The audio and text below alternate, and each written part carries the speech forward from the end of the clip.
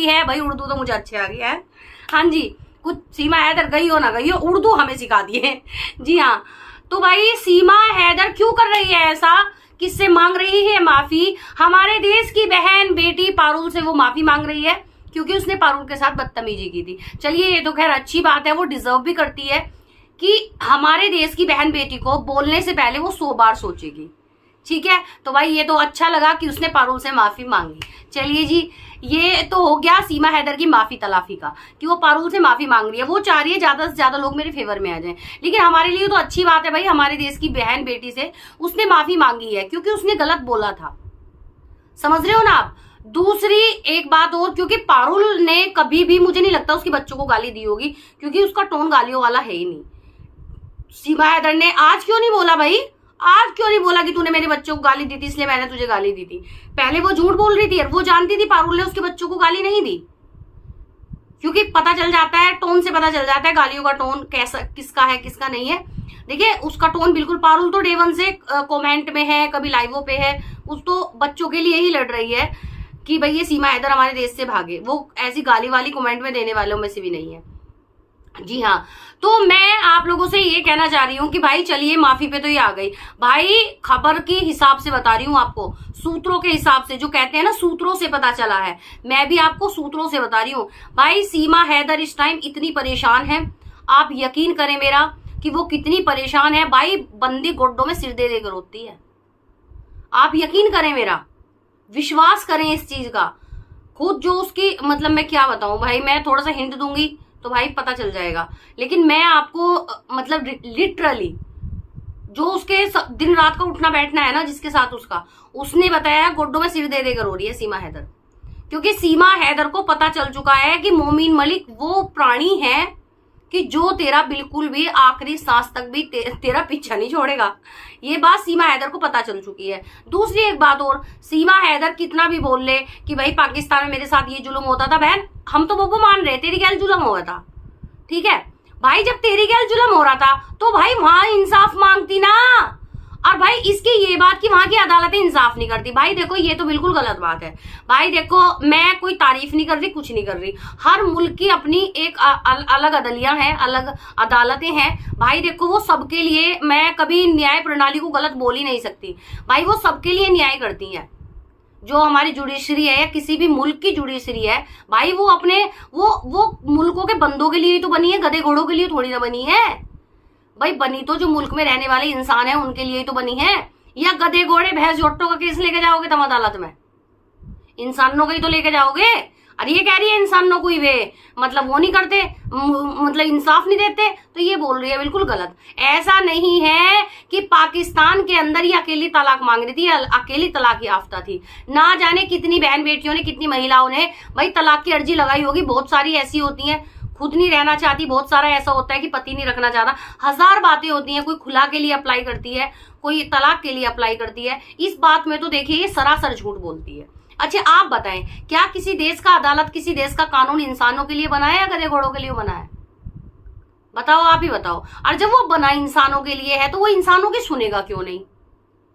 इस बात से भी तो इत्तेफाक करते हो ना आप, क्यों नहीं सुनेगा वो इंसानों की? बताओ। रही बात दूसरी कि वहां चोर रहे, वहां डकैत रहे, वहां चोर उचक्के रहे, तुझे 30, 35, 40 साल तक वहां चोर उचक्के नहीं दिखे? जब वहां इतने बड़े चोर उचक्के थे वे तो अब तुझे मार मूर का फेंक देते।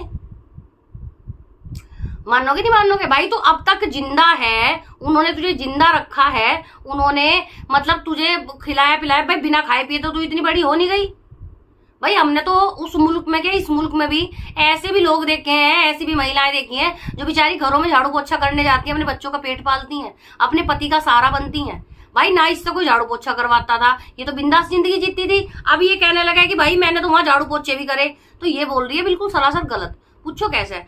जो औरत झाड़ू पोछा करेगी वो 24/7 24 घंटे में 48 घंटे अपने यारों से बात नहीं करेगी। मानोगे नहीं मानोगे इस बात को भाई? अब ये यो कह रही है इसने वहां दुख उठाए हैं, इसने किस बात के दुख उठाए? ना तो ये किसी के घरों में काम करने जावे थी, ठीक है, ना यो किसी के स्कूलों में पढ़ाने जावे थी, या कोई बहुत बड़ी हेडमास्टर नहीं थी, ठीक है भाई। इसके बच्चों का काम भी ये पैसे दे के अपनी मकान मालिक की लड़की से करवाती थी, ठीक है भाई, अगर ये इतनी बिजी थी, इसे इतनी टेंशन थी, इतनी सिरदर्दी थी, तो ये लप्पू से 24 घंटे में 48 घंटे बात कैसे कर लेती? क्या इसके समर्थक, इसके शुभचिंतक इससे ये बात नहीं करते कि जब तू इतनी परेशान थी कैसे तो तू रील बना लेती टिकटॉक पे, कैसे तू अपने यारों से बात कर लेती, कैसे तू जफर की गैल पार्क में घूम लेती? मतलब इससे कोई पूछने वाला ही नहीं, कोई पूछता ही नहीं भाई इससे ये बात। बस हाँ सीमा भाभी तुम सही कह रही हो, तुम पे बड़े दुख हो रहे थे। भाई दुख भी हो रहे थे, वहां तो 360 लुगाइयों पे दुख हो रहे, तो सारी की सारी भारत में आऊंगी ये? बोलो, सारी की सारी भारत में आऊंगी? और देख ले बांग्लादेश की जो मुख्यमंत्री है उनके साथ क्या हुआ, जो हसीना जी हैं। इसी तरह हिंदुस्तान की पब्लिक तेरे पीछे भागेगी और तुझे भगा कर छोड़ेगी, याद रख लिए ये बात मेरी। जिस तरह हसीना के पीछे भागी थी ना, उसी तरह तेरा भी हसीना बनाना एक दिन, याद रखिए। हिंदुस्तान की पब्लिक है इसी तरह तेरे पीछे भागेगी। तुझे फुल्ली फुल्ली खा रही ना कि तेरा कोई कुछ नहीं बिगाड़ सकता, तेरा कोई ये नहीं कर सकता, तेरा कोई वो नहीं कर सकता।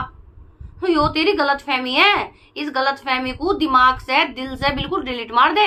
और तेरे यूं हाथ जोड़ने से या तेरे यूं हाथ जोड़ने से देखा हम पे ना पड़ा कुछ भी फर्क, ठीक है? चाहे तू यूं कर और चाहे तू यूं कर। आया समझ में? अभी तो वक्त देख, वक्त की धार देख। अभी तो तू दिन रात माफी मांगेगी रे सीमा हैदर, अभी तो वक्त आने दे।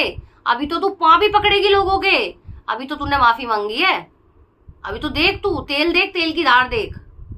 जितना भी तूने ये करा है ना, जो भी तूने प्रोपोगंडा बनाया है, जो भी तूने यो मतलब जो, और एक बात और बताऊं, शराब दी के तुझे उसका भी लगेगा पाप, तुझे नेत्रपाल के परिवार का भी चलेगा। भाई मैं बता रही हूँ, देख लप्पू कैसा, लप्पू तो खैर भाई सबसे गलत है क्योंकि उसने हमारे देश का नाम गंदा करवाया। लप्पू की तो मैं कभी जिंदगी में तरफदारी नहीं कर सकती, पर भाई औलाद के सामने माँ बाप मजबूर हो जा। एक औलाद ऐसी चीज है जो माँ बाप का सिर भी उठा दे, माँ बाप का सिर भी झुका दे। वही सेम सिचुएशन हुई नेत्रपाल की गैल।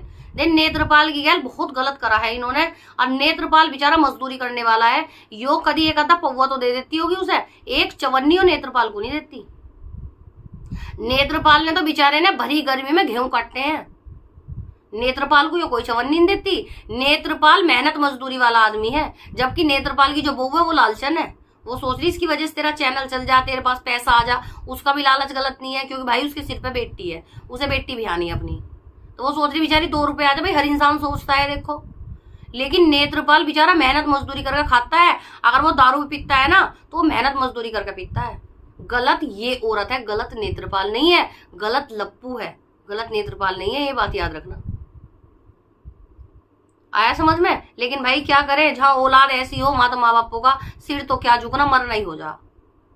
ठीक है भाई, बहुत सारे पेरेंट्स भी होंगे। देखो भाई मेरे तो ऐसी कोई नहीं है कोई औलाद कि भाई मेरी औलाद ने मेरा यूं सर झुका दिया। मेरे तो एक भतीजी है, छोटी सी है ना, अब मेरी लड्डू तो मेरा सिर ही उठाएगी।